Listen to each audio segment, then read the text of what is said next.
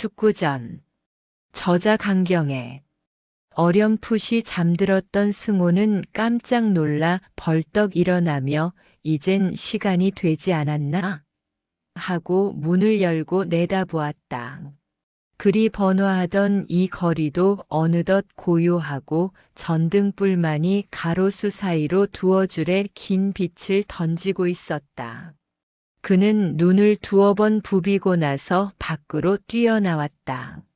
한참이나 나오던 그는 싸늘한 볼을 어루만지며 자기 머리에 모자가 없음을 새삼스럽게 깨달았다.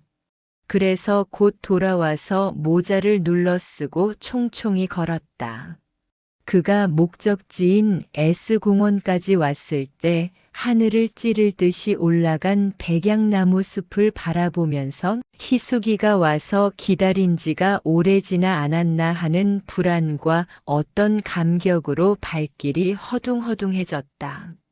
그러나 그가 S공원 안으로 들어와서 정자까지 왔을 때 희숙이가 아직 안 와 있으므로 다행하면서도 섭섭하였다. 그는 정자欄간에 비껴 앉아 어디로부터 희숙이가 나타날지 몰라 두리번 살펴보았다. 그리고 누가 이 공원에 놀러 나오지 않았나 하는 불안도 일어났다. 마침 싸늘한 바람이 소루루 정자 안으로 밀려 들어오며 나무잎을 대구르르 굴린다. 그는 웬일인지 소름이 오싹 끼치며 무시무시한 생각까지 든다. 벌써 이곳은 완전한 가을이었다. 내지 같으면 아직도 호톳을 입을 터인데 두툼한 고꾸라 양복을 입었는데도 이렇게 온몸이 싸늘하게 얼어들어온다. 그는 팔짱을 끼며 아직 시간이 멀었는가 어째 안 와 하고 무심히 손목을 굽어볼 때 1년 전에 전당포에 들어간 시계 생각이 문득 났다. 1년 전 바로 이때 학교에 검거가 일어났을 때 다수한 그의 동무들이 영사관으로 잡혀 들어가게 되었다. 그런데 날은 추워오고 그들이 호톳을 입고 들어갔으니 어떻게서라도 소못을 만들려고 두루 애쓰다가 마침내 동무들에게 약간 얻은 돈과 시계를 잡혀 소못을 지어 차입해 주었던 것이다. 그는 이러한 생각을 하며 지금까지도 나오지 못한 동무들을 생각하였다. 그 어두운 감옥에서 지금쯤은 잠을 자고 있을까?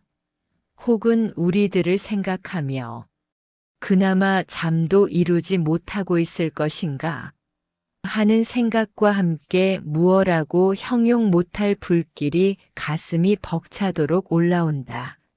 그는 한숨을 푹 쉬며 무심히 정자 아래를 굽어보았다. 정자 아래로 깔린 연못에는 달빛이 떨어져 유리알같이 빛났다. 그는 나오는 줄 모르게 달밤이구나 하며 머리를 들었다. 어두컴컴한 수림 속으로 약간씩 보이는 저 전등불은 마치 그의 동무들이 EYC에 섞여 있는 듯이 그렇게 드물었다. 그러나 저 불이 마침내 이 공원을 정복할 때가 멀지 않은 것 같았다. 어째 안 올까 하고 그는 가만히 일어나 정자 안을 거닐었다.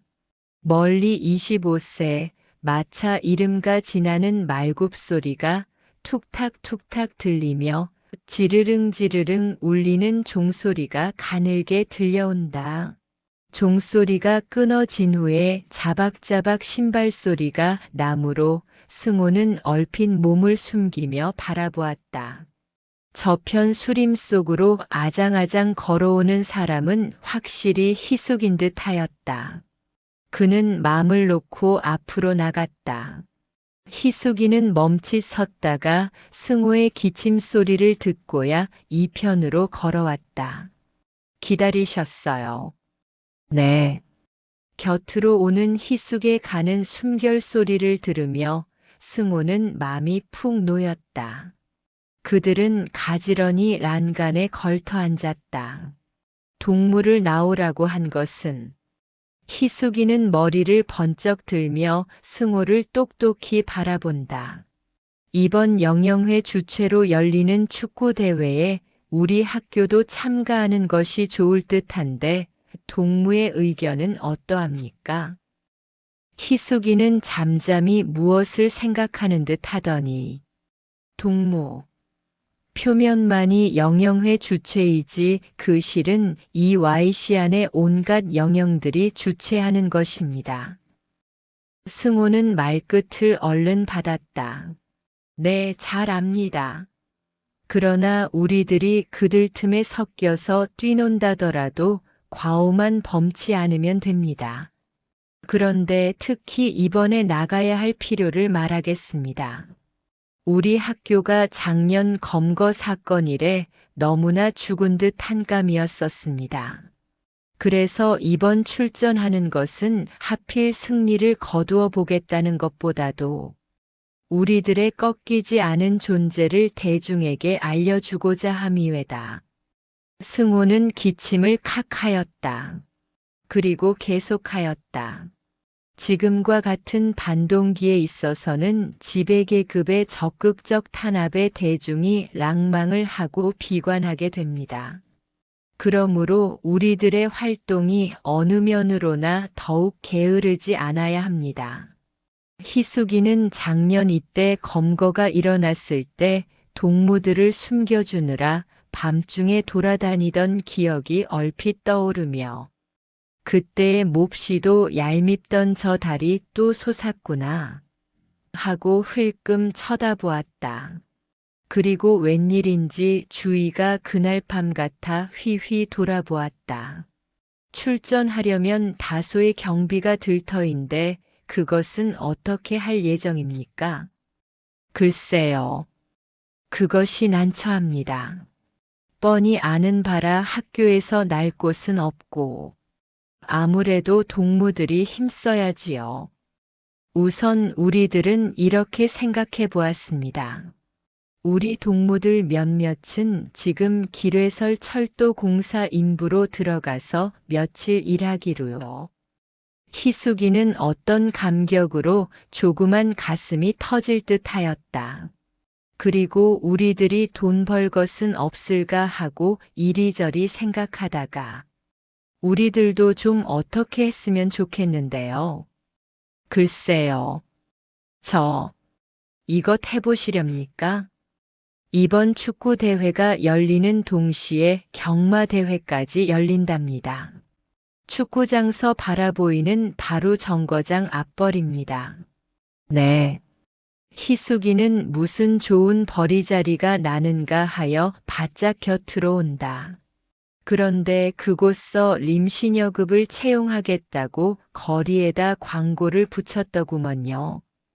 혹 동무도 보았는지요? 희숙의 머리에는 경마장이 얼핏 떠오르며 부끄러운 생각이 눈가로 사르르 지나치는 것을 느꼈다. 그러나 남동무들이 기뢰선 철도 공사 인부로 나가겠다던 승호의 말을 다시금 생각하였을 때 오냐 무엇인들 못할 것이 뭐냐 하고 마음을 푹 가라앉히며 승호를 쳐다보았다. 똑똑히 보셨나요? 참이라면 우리들은 그곳에 운동해 보겠습니다. 대체 여급이란 뭘 어떻게 하는 겐지요? 호호. 이제 자기들이 그 사람 많은 곳에서 여급으로 행세할 것이 우습기도 하고 어찌 생각하면 눈물겨운 장면 같았다. 승호는 희숙의 손이라도 콱 붙들고 싶게 고맙고도 다정해 보였다. 그리고 그의 몸 전체에서 발산하는 냄새는 확실히 이성을 초월한 동지로서의 믿음직한 냄새였다. 별게 있겠습니까? 그저 차물이나 부어놓고 혹은 그곳에 오는 손님들에게 길 안내 같은 것을 하겠지요. 그러면 내일 하구회에서 출전 여하 문제는 정식으로 결정합시다. 승호는 말을 마치며 가만히 일어났다. 양 어깨가 딱 바라진 승우를 쳐다보는 희숙이는 새삼스럽게 그의 담력이 뚜렷이 보이는 듯 했다. 몇이나 되었을까? 이렇게 혼자 하는 말처럼 중얼거리며 희숙이도 따라 일어났다. 아마 퍽이나 오래되었으리다. 그들은 정자안을 벗어나 나무 그늘로 들어섰다. 며칠 후 희숙이와 그의 동무들은 드디어 경마장의 림시녀급으로 채용이 되어 경마장 우편, 바라크 속에서 경마권증을 팔며 혹은 사람들에게 차물을 날랐다.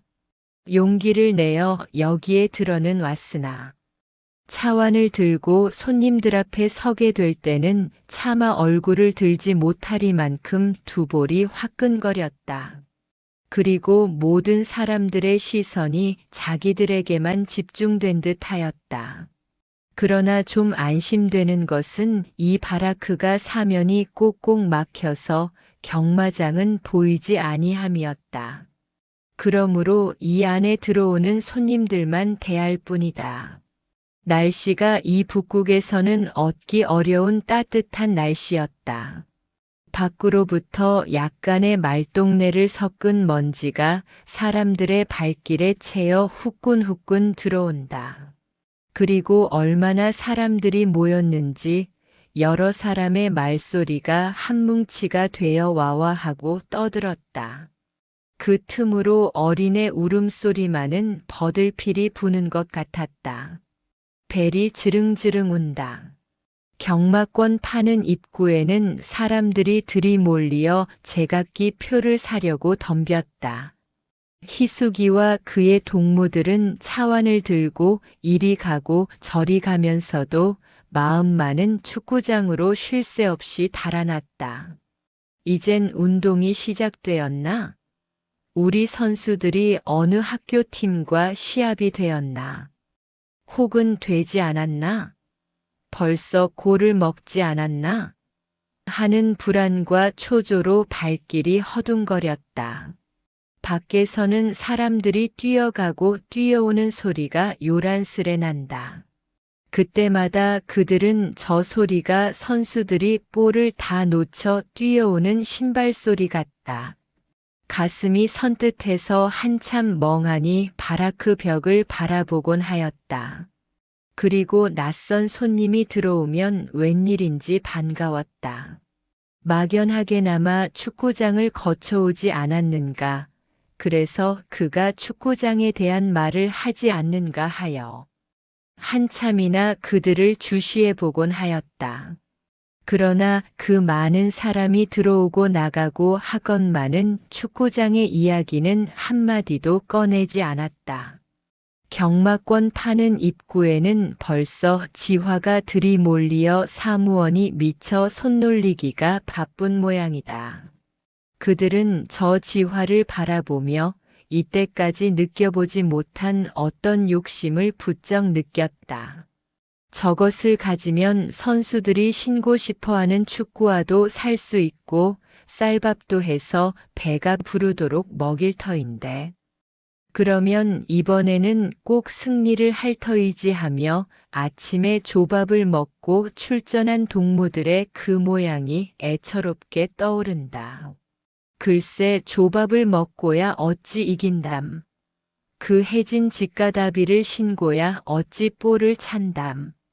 방금 동무들의 발끝에 채어 돌아가는 볼은 축구화를 신은 적에게 무참히도 빼앗겨 기가 말라 쫓아가는 동무들의 모양이 뚜렷이 보인다. 그들은 가슴이 송구해졌다. 그래서 다시 한번 돈뭉치를 들고 달아나고 싶었다. 그러나 그것은 쓸데없는 맘뿐임을 깨달으며 가볍게 한숨을 몰아쉬었다. 벨이 또다시 운다. 경기장에서는 말발 굽소리와 함께 사람들의 환호 소리가 우레같이 일어난다.